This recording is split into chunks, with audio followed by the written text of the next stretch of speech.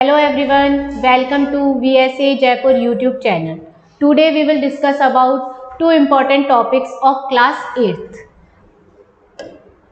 These are two important topics. First, chapter number 4, materials, metals and non-metals, carries 6 marks, and second is chapter number 16, light, which carries 6 marks. Okay, let us start from chapter number 4. First of all, we know about the physical properties of metal and non-metal. These are this is the table of physical property of metal and non-metal. Property, appearance, metals and non-metals. Metals, luster and the surface is polish कि metal की surface कैसी होती है, polished. But in non metal they are no lustre and they can't be polished. उनकी surface को हम polish नहीं कर सकते. For example platinum, gold, silver and non metal sulphur, black carbon, phosphorus. These are the example of non metals. Second is physical state कि metal कैसे होते हैं फिजिकल स्टेट में. तो they are crystalline solid.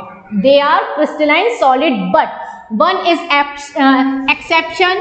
Mercury is a liquid. Mercury it is a metal but it is a liquid. It is present in a liquid form कि ये क्या है, किस फॉर्म में प्रेजेंट रहती है, लिक्विड फॉर्म में प्रेजेंट रहती है. एंड इन नॉन मेटल्स ये हमेशा सॉफ्ट होते हैं. और एक्सेप्शन है डायमंड.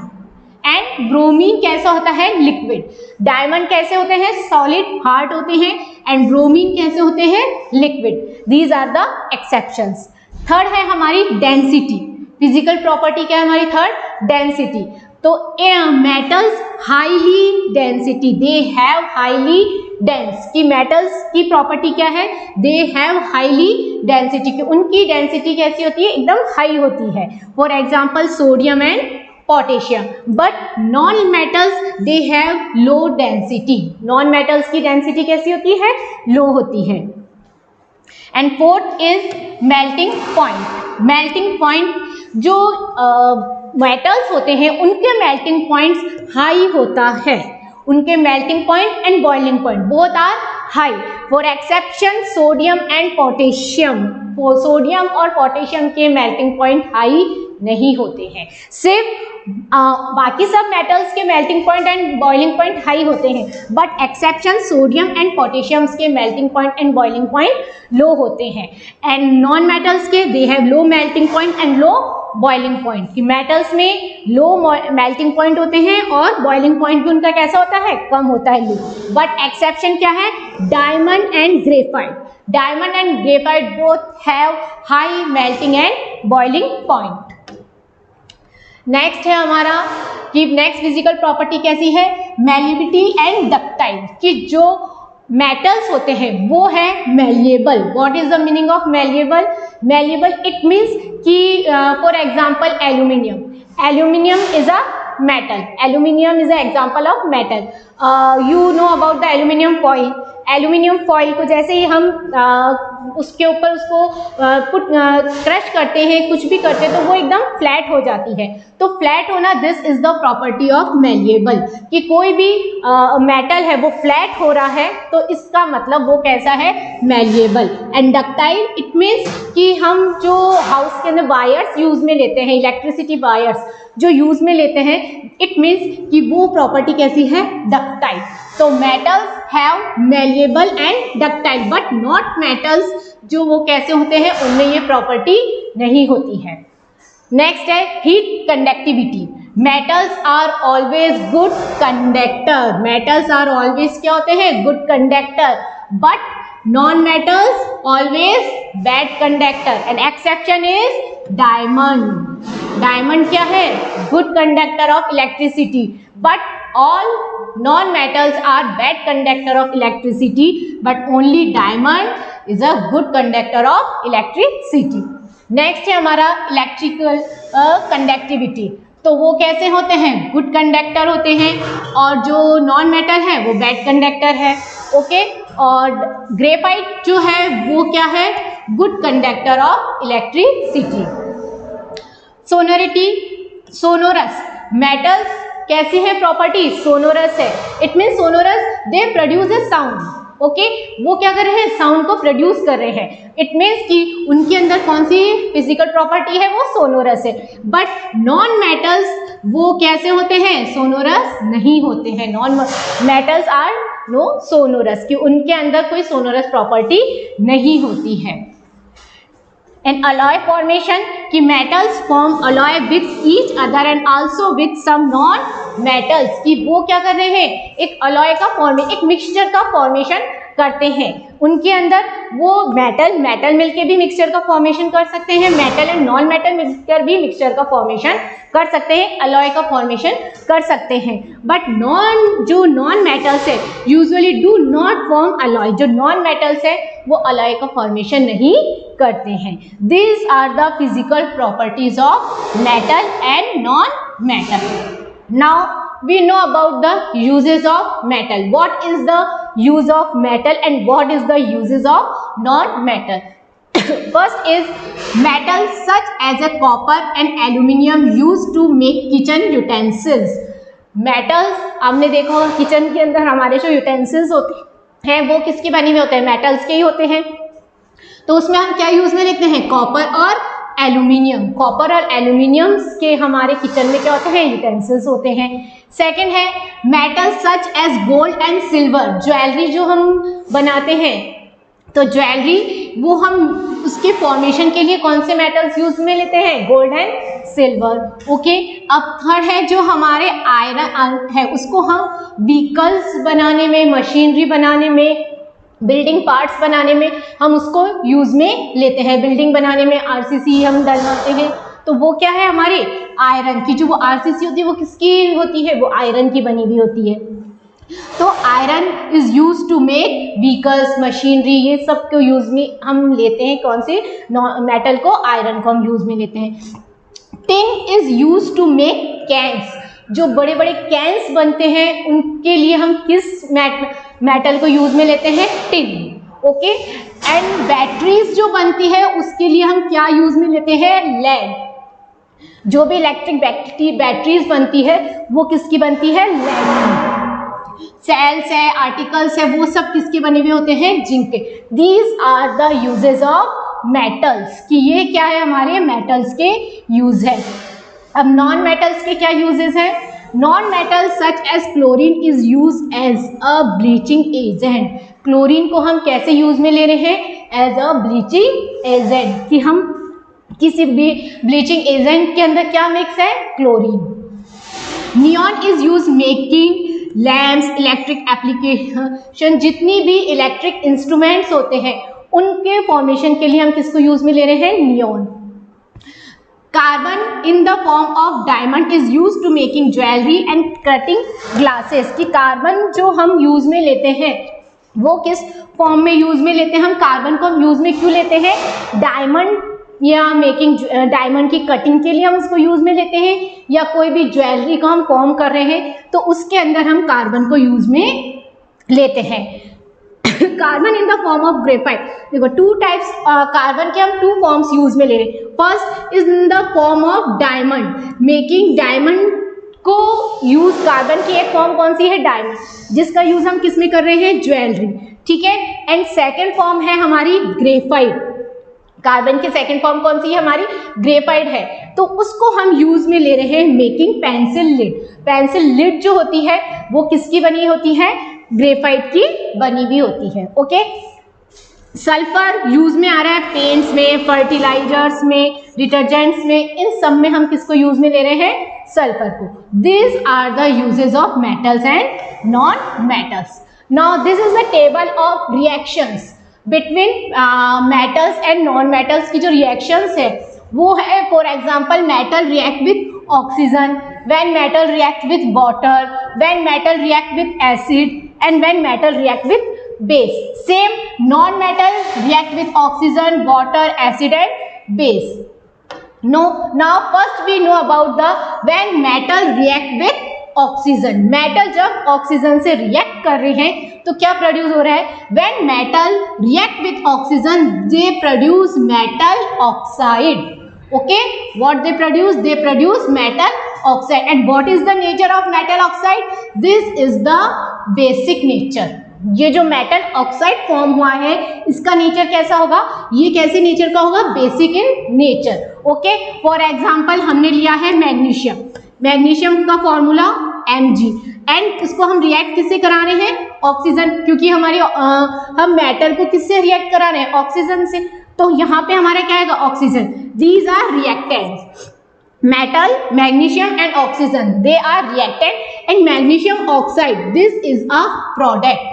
ये दिस इज द एरो. इस एरो के इस साइड में जो है इसको हम कहेंगे, लेफ्ट हैंड साइड में जो है वो है reactant and right hand side में जो है वो है प्रोडक्ट. ओके, तो एरो के लेफ्ट हैंड साइड में हमारे क्या है? Magnesium and oxygen. तो when magnesium react with oxygen they produce magnesium oxide, MgO. MgO, it means magnesium oxide. And what is the nature of magnesium oxide? Basic in nature. Nature कैसा है? Base है. ठीक है, nature कैसा है हमारा magnesium oxide का? Base है. और ये मैग्नीशियम ऑक्साइड क्या करेगा? बेस है, तो रेड लिटमस पेपर को किसमें टर्न कर देगा? ब्लू लिटमस पेपर में. Okay, this is the reaction with oxygen.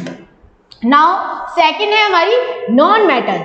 तो फर्स्ट हमने पढ़ी मेटल की रिएक्शन ऑक्सीजन के साथ. अब है non metal react with oxygen. तो when non metal react with oxygen they produce non metal oxide. दोनों में डिफरेंस है. When metal react with oxygen they produce metal oxide. And जो what is the nature of metal oxide? It's basic. And now here the what is the nature of non metal oxide? This is acidic. जो non metal oxide है उसका क्या nature है? Acid nature है. Okay, तो for example this is a sulphur. What is the formula of sulphur? Sn. और oxygen O2. ठीक है, when sulphur react with oxygen they produce sulphur dioxide. And what is the nature of sulphur dioxide? Acidic. Acidic in nature. And in if it is acidic, so it converts blue litmus paper into red litmus paper. कि ये जब acidic है nature में तो ये क्या करेगी? Blue litmus paper को रेड लिटमस पेपर में कन्वर्ट कर देंगी. तो ये हमारी 2 हो गई. फर्स्ट एक metal with oxygen. Metal oxygen से रिएक्ट करेगा तो मैग्नीशियम ऑक्साइड बनेगा, मेटेलिक ऑक्साइड बनेगा. एंड सेकेंड जब नॉन मेटल ऑक्सीजन से रिएक्ट करेगा तो वो बनाएगा non metal oxide. Okay, now हम we study about the metal react with water. When metal react with water, what happen? कि this is the metal water and ये बनाएंगे metal hydroxide and remove of hydrogen gas. ठीक है, तो for example sodium का है हमारा Na. What is the formula of sodium? Na. जब Na सोडियम रिएक्ट करेगा वाटर से तो हमारा क्या बन रहा है? Sodium hydroxide NaOH. What is the formula of sodium hydroxide? NaOH. और रिमूव क्या हो रही है? Hydrogen gas H2. तो जब मेटल रिएक्ट कर रहा है वाटर से, when metal react with water it produce metal hydroxide and remove hydrogen gas. तो फोर सोडियम हाइड्रोक्साइड बना और हमारी हाइड्रोजन गैस रिलीज हो गई. नेक्स्ट है हमारा कि non metal react with water. हमने मेटल रिएक्ट कर रहा है वाटर से, वो देख लिया. अब हम देखेंगे कि नॉन मेटल कैसे रिएक्ट कर रहा है वाटर से. तो नॉन मेटल रिएक्ट करेगा वाटर से तो इसमें कोई रिएक्शन नहीं होगा. नॉन मेटल जितने भी हैं नॉन मेटल अगर वाटर से रिएक्ट कर रहे हैं तो उसमें कोई रिएक्शन फॉर्म नहीं हो रहा. For example sulphur and water. Sulphur water को हम रख रहे हैं तो कोई रिएक्शन नहीं हो रहा. यहाँ पे क्वेश्चन है कि what is the reason that कि potassium put into the water. Potassium को हम वाटर में क्यों रख रहे हैं? Because potassium is a non metal and potassium react with air. तो पोटेशियम क्या कर रहा है? एयर से रिएक्ट करता है, बट पोटेशियम वाटर से रिएक्ट नहीं करेगा. That's why potassium put into the water. कि पोटेशियम को हम किस में रख रहे हैं? वाटर के अंदर. नाउ हमारा है मेटल्स रिएक्ट विथ एसिड्स, कि अब हम मेटल की रिएक्शन किससे करा रहे हैं, एसिड से। हमने 2 कर ली, मेटल रिएक्ट विथ ऑक्सीजन तो मेटल ऑक्साइड बनेगा, when metal react with water metal hydroxide बनेगा एंड हाइड्रोजन गैस रिमूव होगी। अब है मेटल रिएक्ट विथ एसिड, कि मेटल जब एसिड से रिएक्ट करेगा तब क्या होगा, तो व्हेन मेटल, जब मेटल है हमारा वो हाइड्रोक्लोरिक एसिड, हाइड्रोक्लोरिक एसिड मतलब HCl, HCl का हमने एग्जांपल लिया है। तो जब मेटल हाइड्रोक्लोरिक एसिड से रिएक्ट करेगा तो ये बनाएगा non metal oxide and hydrogen gas को क्या करेगा, रिमूव करेगा। फॉर एग्जांपल हमने यहाँ पे लिया है मैग्नीशियम, ओके, मैग्नीशियम के हम किससे रिएक्शन करवा रहे हैं, HCl से। एक है हमारा मैग्नीशियम और हम रिएक्शन करवा रहे हैं HCl से। तो जब हम मैग्नीशियम और HCl की रिएक्शन करवा रहे हैं तो ये बन गया हमारा MgCl। तो एक हमारा क्या बन गया, MgCl, और क्या रिलीज हो गया, हमारी हाइड्रोजन गैस। तो हमारी क्या रिलीज हो गई, हमारी हाइड्रोजन गैस।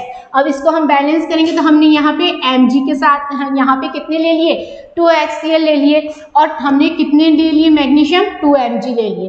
तो when magnesium react with HCl तो ये हो गया हमारा 2MgCl और हाइड्रोजन 2 क्या हो गई, रिमूव हो गई। ओके, तो मैग्नीशियम हाइड्रोक्लोरिक एसिड से रिएक्ट कर रहा है तो क्या बना रहा है, HCl बना रहा है, मैग्नीशियम क्लोराइड। ओके, नाउ हम एक ले रहे हैं एल्यूमिनियम हाइड्रोक्लोरिक एसिड। एल्यूमिनियम की हम किससे रिएक्ट करा रहे हैं, हाइड्रोक्लोरिक एसिड से ही हमने वापस रिएक्शन करवाई HCl की, कि भाई एल्यूमिनियम लिया और हमने लिया HCl हाइड्रोक्लोरिक एसिड। तो जब हमने एल्यूमिनियम की हाइड्रोक्लोरिक एसिड से रिएक्शन करवाई तो हमारे पास बना AgCl2, कि क्या बना हमारा AgCl2, और क्या रिलीज हो गई हमारी, हाइड्रोजन गैस। क्या रिलीज हो गई हमारी, हाइड्रोजन गैस। तो बैलेंस करेंगे कि हमने कितने Cl है हमारे पास, 2, तो हम एल्यूमिनियम भी कितने ले लेंगे, 2, तो 2 एल्यूमिनियम एंड ये रिएक्ट करा Cl से, तो ये हमारे हो गए AgCl2, की मतलब यहाँ पे हमारे कि हमने एल्यूमिनियम की रिएक्शन करवाई HCl से, तो यहाँ पे हमारे एल्यूमिनियम क्लोराइड बना AgCl एंड क्या रिमूव हुआ, H2। तो जब यहाँ पे हमारे AgCl, तो हमने यहाँ पे H2 रिमूव हो रहे, तो कितने मॉलिक्यूल हाइड्रोजन के लिए, 2 मॉलिक्यूल हाइड्रोजन के हैं, और क्लोरीन के भी कितने मॉलिक्यूल है, 2 मॉलिक्यूल, और हमने यहाँ पे एल्यूमिनियम के भी कितने मॉलिक्यूल ले लिए, 2।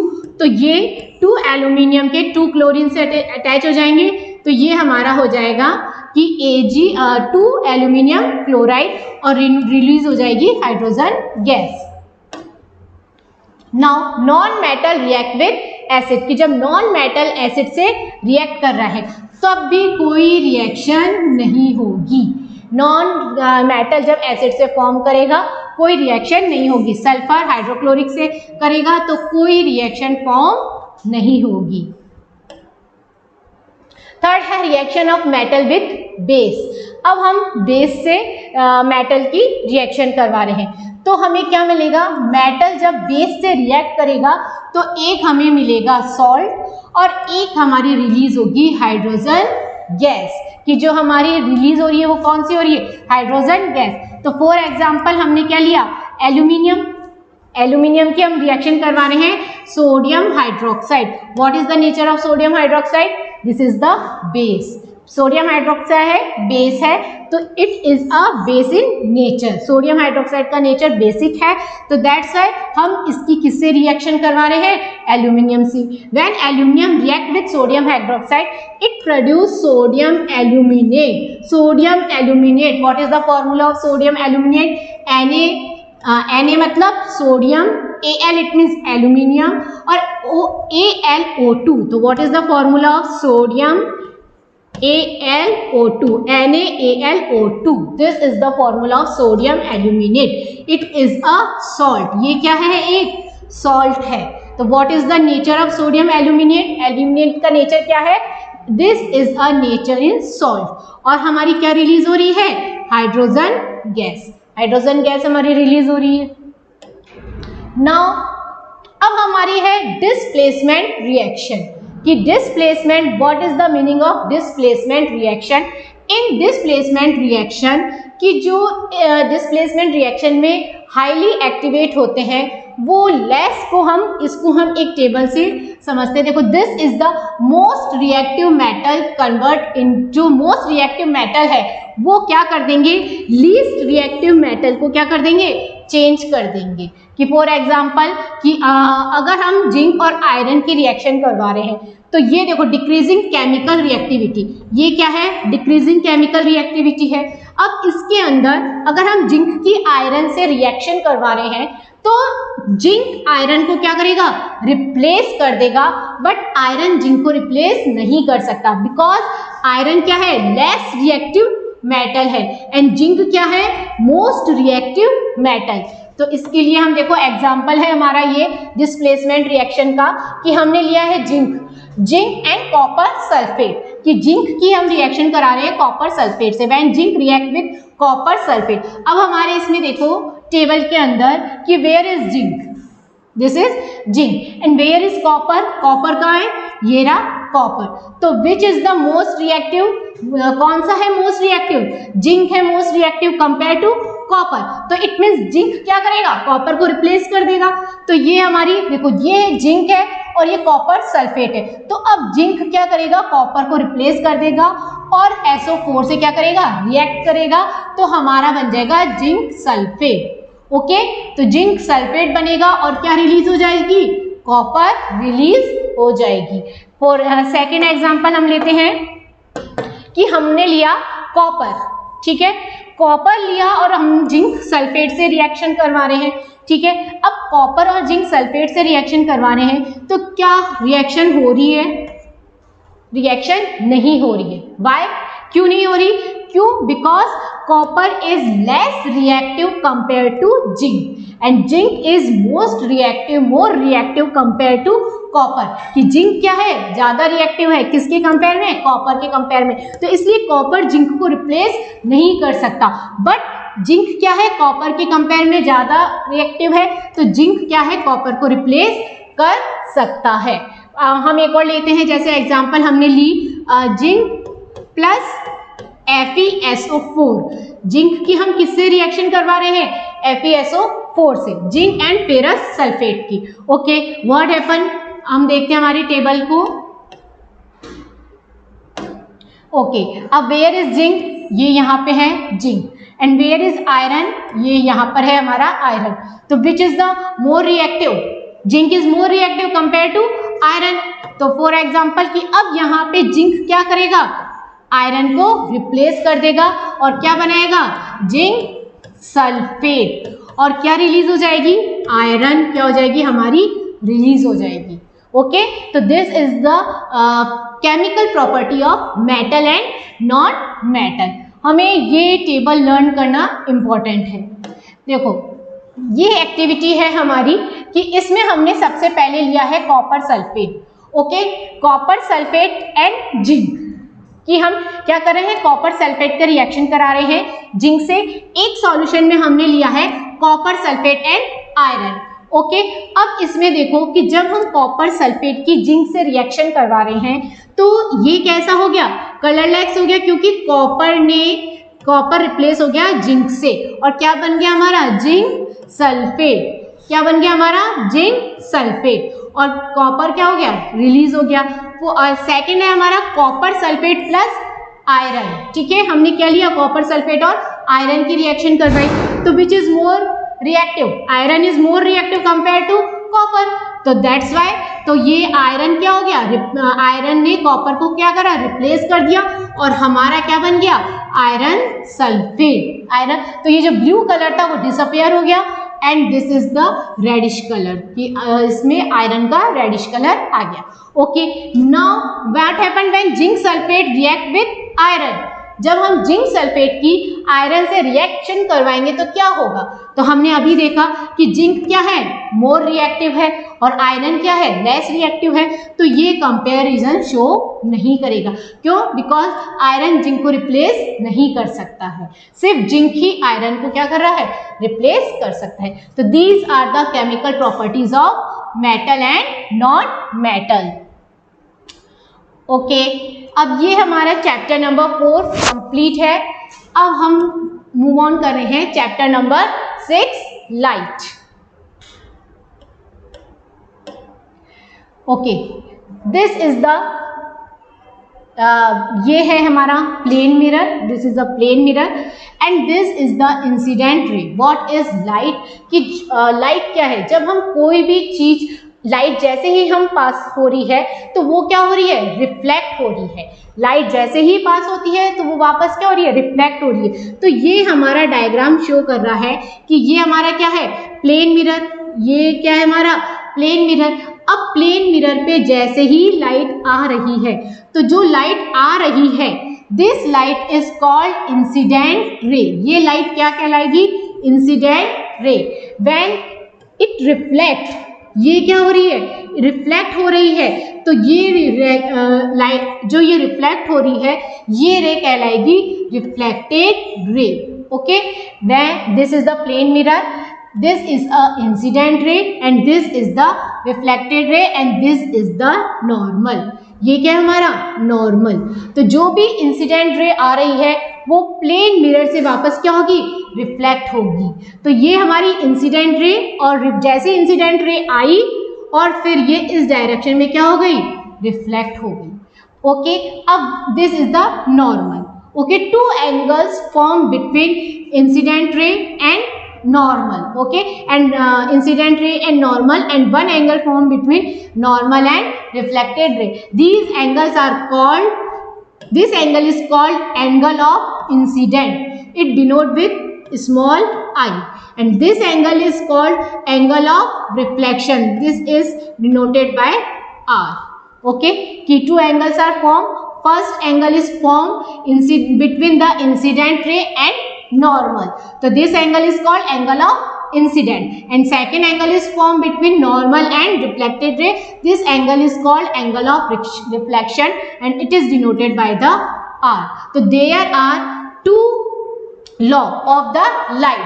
First law of the light is angle I always equal to the angle R. This is the law of reflection. First law of reflection, it means कि angle I always equals to the angle R, कि angle I जो है हमेशा angle R के equal होगा। This is the basic rule of light, कि मतलब light के जो लॉ ऑफ रिफ्लेक्शन है, तो this is the first law of reflection. Second law of reflection, what is the second law of reflection? It means कि incident ray, reflected ray and normal or are lying on a same plane. Okay, so this is the second law of reflection, कि incident ray, reflected ray and normal तीनों कहाँ पे होगी? एक same plane में होगी। तो this is the second law of reflection. Two law of reflection, first is angle I always equals to the angle R, and second is incident ray, reflected ray and normal, तीनों क्या होंगे? एक same plane पे line होंगे, कि same in तीनों जो है एक same plane. This is the plane mirror. ये क्या है? हमारा प्लेन मिरर है और तीनों ही एक प्लेन में ही हम अरेंज कर रहे हैं, कि ये incident ray, normal and reflected ray. This is the law of refraction. Okay, देखिए types of reflection. There are two types of reflection.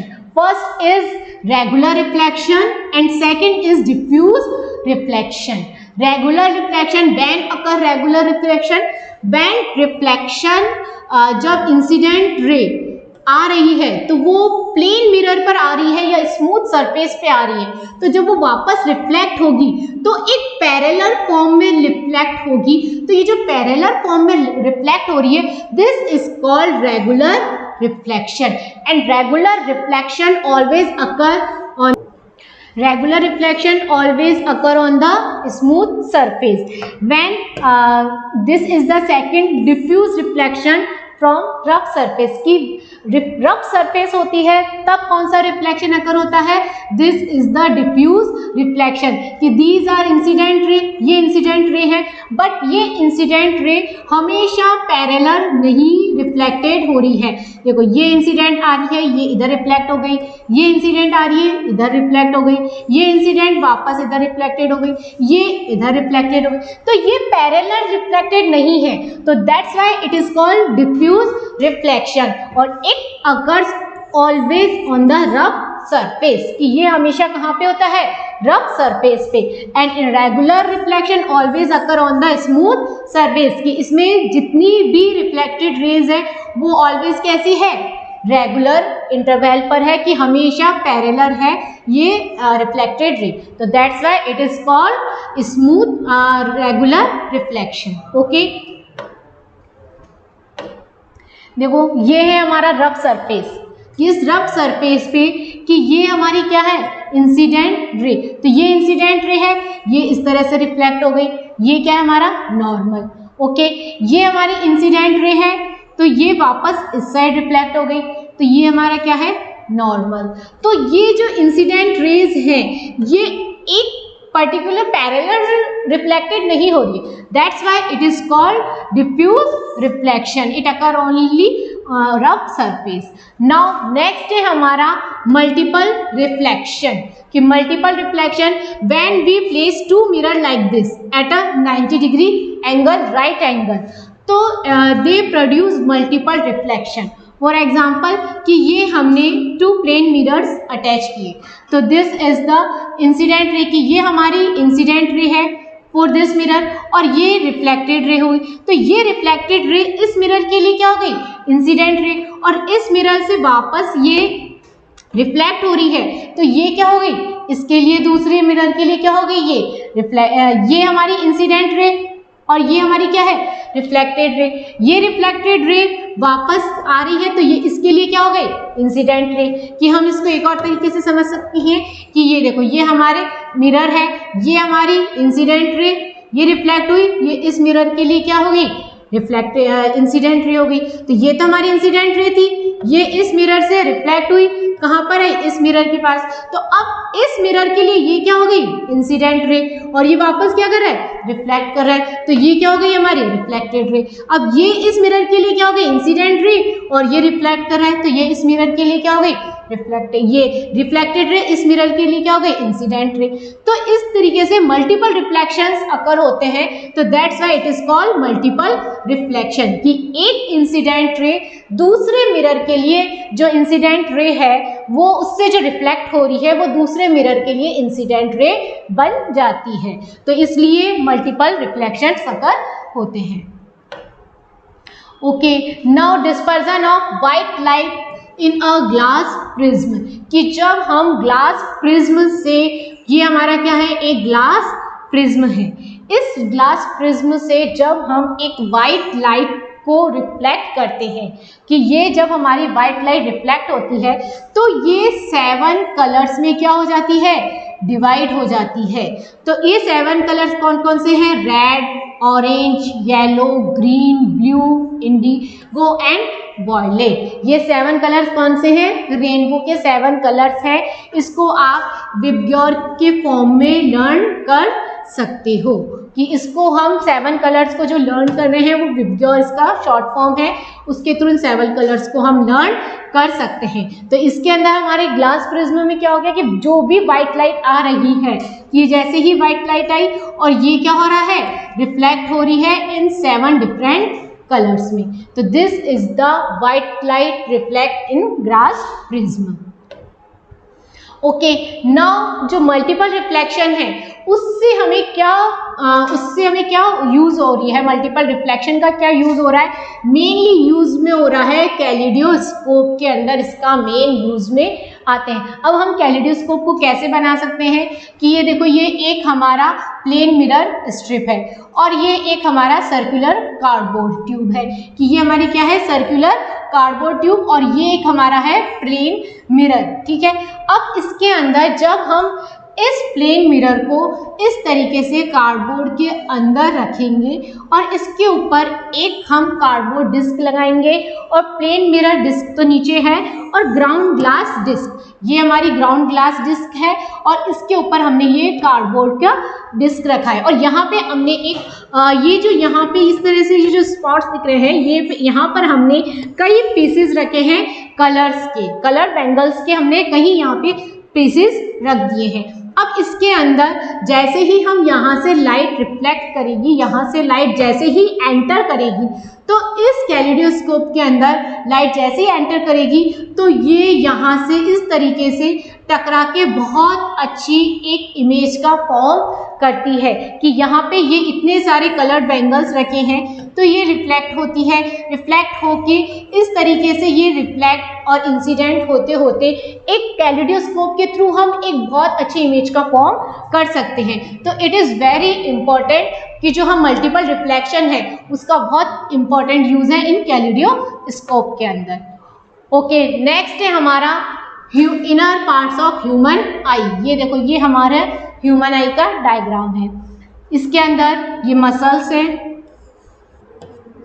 ये cornea, this area is called cornea, this is प्यूपिल, this is iris, this is lens, this is retina, this is optic nerve, this is blind spot जो है blind stop पे कोई image का form नहीं होता।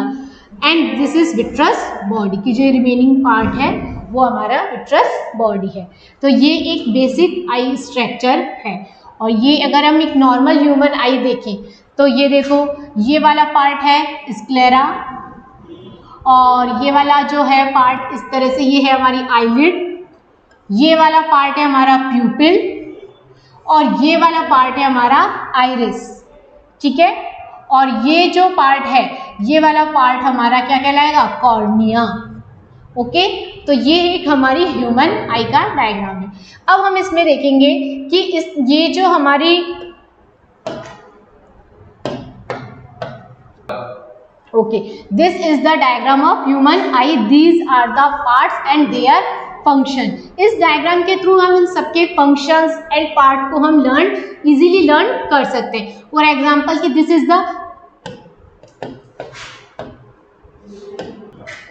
Is the ciliary muscle.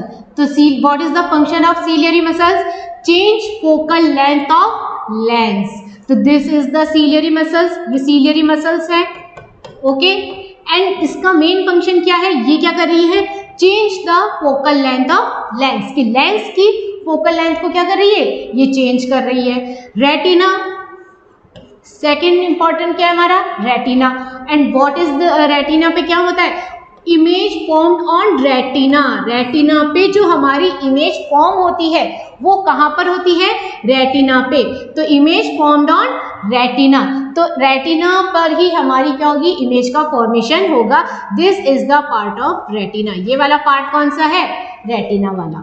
Okay, and this is the optic nerve, कि ये जो ऑप्टिक नर्व है तो ये क्या है? इलेक्ट्रिक सिग्नल्स को कहाँ तक पहुंचाएगी? ब्रेन तक। ओके, तो जो हमारे इलेक्ट्रिक सिग्नल, जैसे ही हम देखा कुछ भी हमने जैसे देखी चीज, तो वो जब हमने कुछ भी हमें विजन हुआ तो वो किसके थ्रू? हमारी ऑप्टिक नर्व्स के थ्रू कहाँ गया?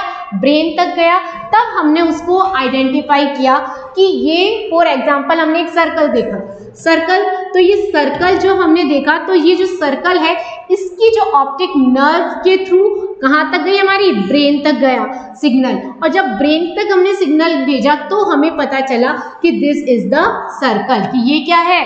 सर्कल। तो ये जो हमारा है ऑप्टिक नर्व, इसका मेन फंक्शन क्या है? सिग्नल्स को क्या कर रही है? ब्रेन तक पहुंचा रही है। तो electric signal send to brain via the optic nerves. Okay, फिर है हमारा कॉर्निया। कॉर्निया, तो what is the function of cornea? Cornea का क्या फंक्शन है? लाइट एंटर थ्रू कॉर्निया, कि जो हमारी लाइट है वो किसके थ्रू एंटर कर रही है? कॉर्निया के थ्रू। तो दिस इज द कॉर्निया, ये हमारा क्या है? कॉर्निया। और जो लाइट एंटर कर रही है वो किसके थ्रू कर रही है? कॉर्निया। तो इसका ये फंक्शन है। Iris, this part is iris. Okay, ये आइरिस वाला पार्ट है। और व्हाट हैपन, ये क्या करता है, कंट्रोल साइज ऑफ प्यूपिल, कि ये जो हमारा प्यूपिल है इसके साइज को बढ़ाना है, कम करना है, ये काम कौन कर रहा है, आइरिस कर रहा है। ओके, और प्यूपिल इसका क्या फंक्शन है, कंट्रोल्स अमाउंट ऑफ लाइट, कि ये हमारी प्यूपिल कहाँ है, यहाँ पर है, ये वाला प्यूपिल वाला पार्ट है। ये क्या कर रहा है कि कितनी लाइट आईज के अंदर एंटर करेगी, इसको क्या कर रहा है, कंट्रोल कर रहा है। कि जब फॉर एग्जांपल कि जब हम बहुत देखते हैं, कई बार अंधेरे में देखते हैं तो हमारी आंखें कैसे हो जाती है, बड़ी हो जाती है, बिकॉज ऑफ कि जो लाइट एंटर कर रही है वो उस टाइम हमें ज़्यादा लाइट की ज़रूरत है, तो वो कौन मैनेज करेगा, प्यूपिल। और जब बहुत तेज लाइट आ जाती है तो हमारी आइज छोटी हो जाती है। क्यों हो जाती है छोटी, क्योंकि वो बहुत ज़्यादा अमाउंट लाइट का है वो एंटर कर रहा है, तो इसलिए हमारा वो क्या हो जाता है, छोटा हो जाता है। तो वो प्यूपिल डिसाइड करता है कि कंट्रोल करता है कितनी लाइट हमारी आइज में जा रही है। ठीक है, क्रिस्टलाइन लेंस, तो ये क्या कर रहा है, invert real image on retina. जो लेंस का जो फंक्शन है वो क्या कर रहा है, लेंस जो रेटिना पे इमेज फॉर्म हो रही है वो किसके थ्रू हो रही है, लेंस के थ्रू। कि जैसे ही यहाँ पर कोई लाइट आई, वो जैसे ही लाइट आई तो वो कहाँ पे इमेज फॉर्म होगी, रेटिना पे, और रेटिना पे इमेज कैसी फॉर्म होगी, इनवर्ट। तो this is the part of eyes and their function. Now what is the defects of eyes, कि आईज के हमारे क्या क्या डिफेक्ट्स है। फर्स्ट है myopia, second hypermetropia and third is presbyopia. कि इसके अंदर मायोपिया में क्या हो रहा है कि मायोपिया के अंदर कि जैसे ही लाइट एंटर कर रही है तो जो इमेज का फॉर्मेशन है वो कहाँ पे हो जाएगा, before the retina, image formed before the retina. And what is myopia? Myopia it means near sightedness, कि इसके अंदर pupil can't see or beyond the far point is called myopia। कि जो हम people हैं वो देख नहीं सकते, कि near sightedness it means कि हम कोई भी जो point है उसको हम clearly observe नहीं कर रहे हैं, तो the people can't see objects beyond far point is called myopia, या फिर हम इसको कह सकते हैं नियर साइडनेस। और ये इसका मतलब कि जो हमारी इमेज फॉर्म हो रही है वो कहाँ पे हो रही है, बिफोर द रेटिना, रेटिना से पहले ही हमारी क्या हो रही है, इमेज का फॉर्मेशन हो रहा है। तो इसको हम करेक्ट करने के लिए कौन सा लेंस यूज में लेंगे, कॉनकेव लेंस को हम क्या करेंगे, यूज में लेंगे। सेकेंड है हाइपरमेट्रोपिया, तो इसके अंदर क्या होगा, people can't see object before near point is called hypermetropia, और इसको हम क्या कहेंगे, far sightedness। अब इसके अंदर क्या होगा, इसके अंदर जो इमेज का फॉर्मेशन होगा वो बिहाइंड द रेटिना, ये हमारा क्या है, रेटिना है, ये वाला पार्ट कौन सा हमारा, रेटिना है। अब इसके अंदर जो इमेज फॉर्म हो रही है वो कहाँ हो रही है, बिहाइंड द रेटिना, तो रेटिना के बाद में इमेज का फॉर्मेशन हो रहा है। तो दैट्स वाई कि इसकी जो इमेज है हमें वो क्लियरली ऑब्जर्व नहीं होगी। और इसको करेक्शन करने के लिए हम कौन सा लेंस यूज में लेते हैं, कॉन्वेक्स लेंस, कि इसके अंदर हम यूज में लेंगे कॉन्वेक्स लेंस।